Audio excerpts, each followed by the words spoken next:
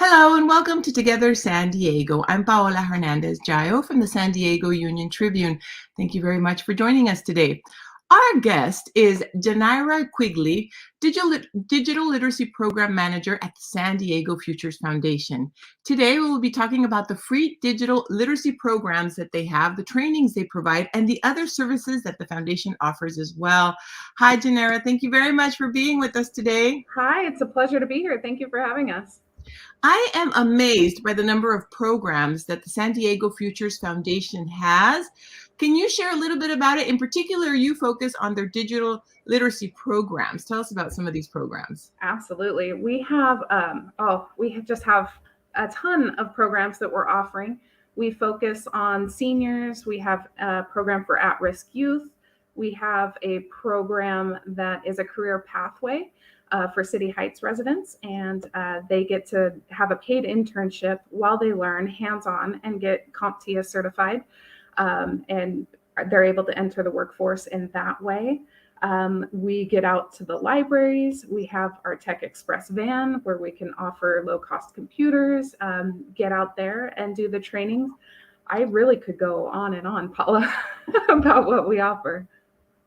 I know you have a large number of digital literacy programs that you offer. So if somebody was interested in participating in some of these trainings, because they are free, I know right now because of the pandemic, you are offering some walk-in services and some hours and then some online. Explain to us how this works. Sure. So what we realized is that everybody's needs are a little bit different, right? So some people can log in online, they just have a few questions. So we have online office hours, and those are on Saturdays from 1 to 3.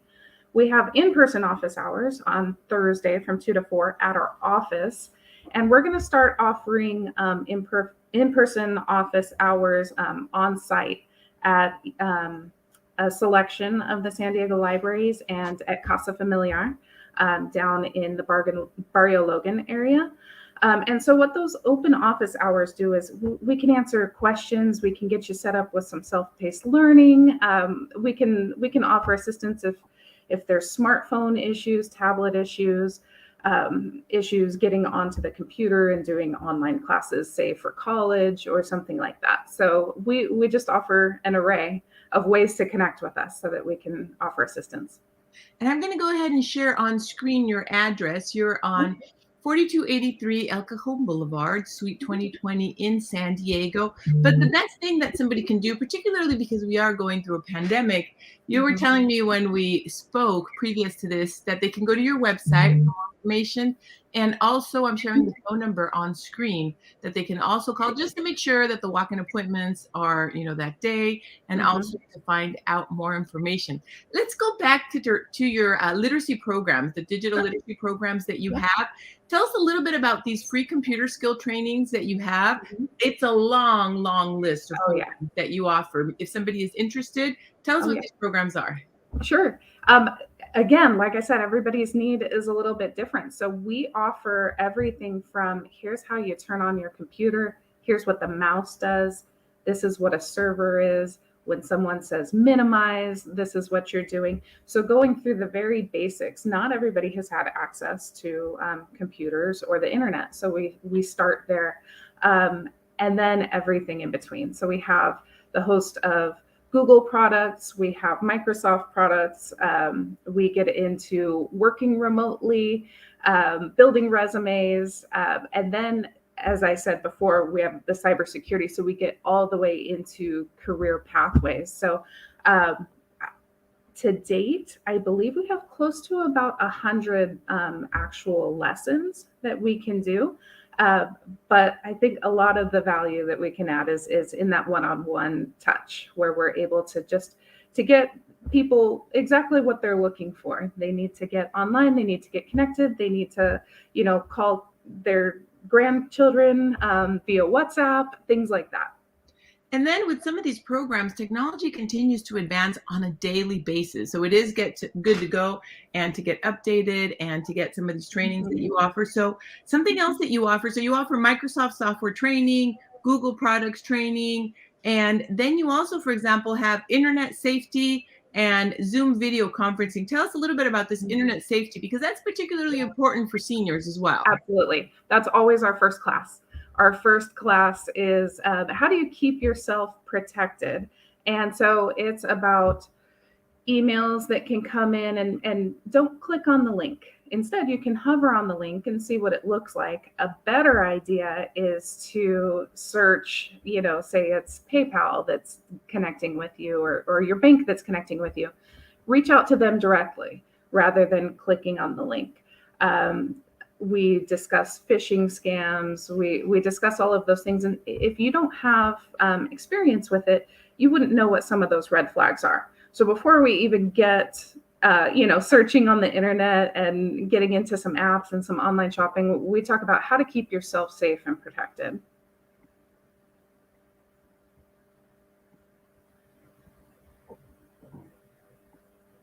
Those are definitely some important skills, some important information to share as well. And you also, I was sharing on screen right now, some of what you call your customers, some of the public and the students that go to your location. Tell us a little bit also about the Senior Pod program that you have.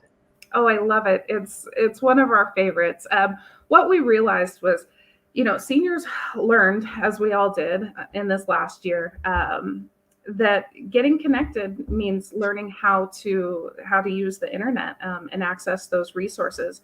However, for seniors, a lot of what they need is hands-on. They need to experience what it's like to click through or use a touch screen on a tablet, and really build that process and that muscle memory for themselves.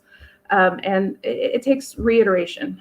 It takes several times of going through that process. And so rather than sit in a classroom and learn, I don't know, iPhone basics or something like that, a lot of our seniors would like to get that practice and get their specific needs met. And so what we do with senior learning pods is, and again, for social safety, not having big groups of seniors together, they can have a friend or a family member learn that process with them.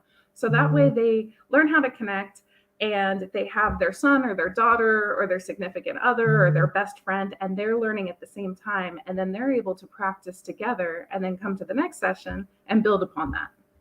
That is a wonderful program, and it's almost like a safe environment where they can go and they can ask the questions, and then there's no such thing as a question that's not a smart question in situations like this. We're all learning and catching up with technology. Absolutely. Tell us also about this new Tech Express van that you have where you are going to the communities. Yeah, I love it. It's a great new program. So we've partnered with the city, and we're getting out into the libraries. We have a select number of libraries that we're starting with, and eventually hope to move to all of them, where we're offering at least one workshop per week. And then we have open question and answers. And then at the end, we have our van that has access to the products. And for many people, yes, I'd love a computer. I'd love a tablet. I'd love, some of that. But it's really expensive. It makes it inaccessible. And so because we're in the position that we're in, we offer it extremely low cost. It's accessible. It comes to them. They don't have to come to our office. I mean, you can imagine trying to take the bus and navigate and get, to somewhere, get a computer, bring it home. We're coming out into the community and offering that service there.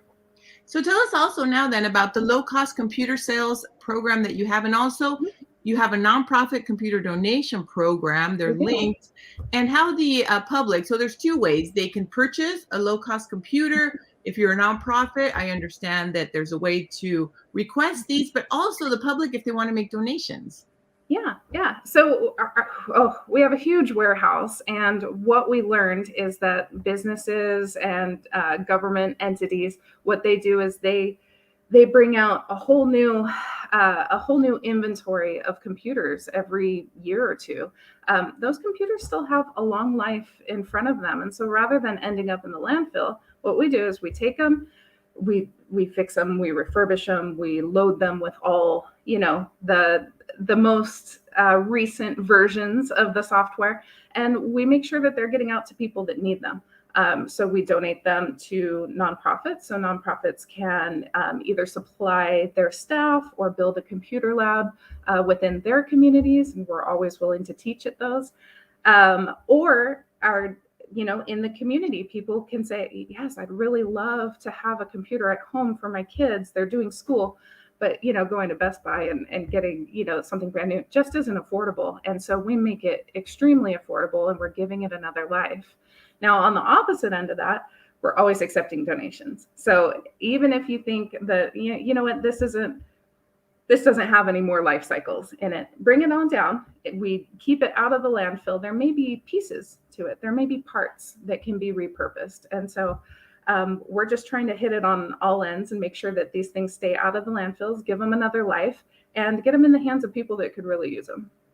It's also positive because, as you say, we're helping the environment as well and keeping Absolutely. these things out of the landfills by repurposing them. Mhm. Again, I'm sharing your website and your phone number on screen. One last question for you that I do have is, we wanted to talk about this program that you have. You also have some training programs that include some scholarships and also include some paid internships. Tell us about this program.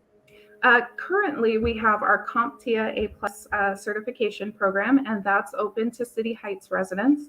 We're looking to expand it. So we'd hope within the next year or two that gets expanded to all of San Diego County. But what we're doing is we're creating a pathway, a career pathway. What we realize is not everybody has access to being able to learn a new skill, develop a new career, right? Because to go to school, that costs money. To be able to take the time away from working to practice the new skill or do an apprenticeship, that takes money. And so what we're trying to do is make that accessible for everybody.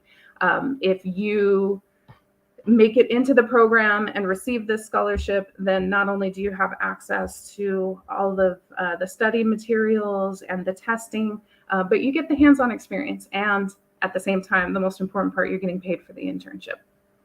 Thank you very much. Wonderful programs that you have. So again, free digital literacy programs that are being offered, computers at low prices. You can also make donations if you want to. If you're a nonprofit, go ahead and give them a call. And they're also offering Senior Pods program if you're a senior that wants to learn about digital literacy. So it's a huge range of services that are being offered. It's a pleasure to have you on the show. In closing, I am sharing your social media, your Facebook and your Instagram. They can follow you and find more information at SD Futures.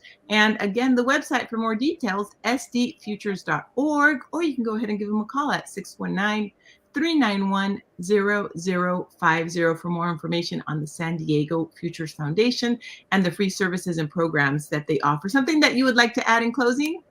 Thank you for letting us get the word out. I really, truly hope to hear from everybody out there. Thank you very much for being on the show. And thank you, everybody, for watching today. Again, I'm Paola Hernandez-Jayo. To watch more episodes of Together San Diego, you can visit san diego Union-Tribune.com/TogetherSD Live. And if you would like to watch more episodes of our live streams, you can visit san diego Union-Tribune.com/UT today. Thank you very much, Janaira. A pleasure to have you. And thank you very much to Teresa on your staff for helping us to coordinate this interview for today. Well, that's it for today for Together San Diego. Thank you, everybody, for watching. And I hope you have a wonderful day. Thank you. Bye. News is more important today than ever before. I'm currently outside Otay Mesa Detention Center. I'm about to get a report at Sharp. Out at Sunset Cliffs. COVID testing site. We live for these times when we're able to bring the news into the homes of people who need it the most. I thank all of you for supporting our work. When you subscribe to the paper, you're telling us that you believe in what we do.